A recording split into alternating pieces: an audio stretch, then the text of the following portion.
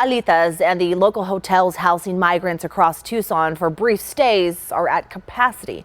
In a media briefing today, county and city leaders called on federal governments to help with more funding to safely shelter the many migrants and asylum seekers who are either here or on their way out. News 4 Tucson's Eric Fink is live in the newsroom with the story. Eric.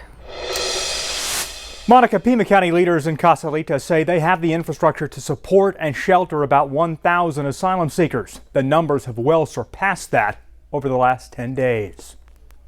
Actually, the surge came prior to the lifting of Title 42. Pima County and the city of Tucson, along with Casalitas and humanitarian groups from throughout Arizona, see the influx of migrants and asylum seekers every day. The thing that was a struggle for all of us in the partnership was the number of folks who came in prior, who we were still trying to circulate through our various hotels and shelters and transit systems. Local leaders on Friday pressing the federal government and the state for more resources and funding and more involvement on the ground.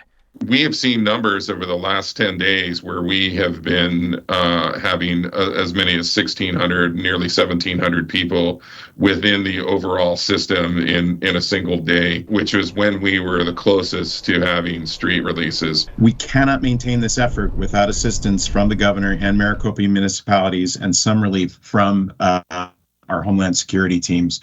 If we were to continue down this path, we need more. This is unsustainable for our region long term. At the moment, federal dollars are being used to shelter asylum seekers, and our community wants to keep it that way. But that money is at a premium, and if federal funding stops, the local governments say there's no easy answer. We don't know. I've heard the county administrator say that local taxpayers cannot absorb this cost.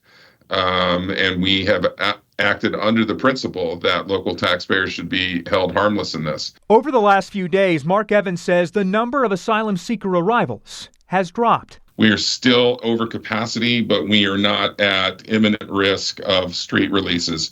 Although if we get another surge while we're still at this overcapacity point, we could be again at imminent risk of street releases.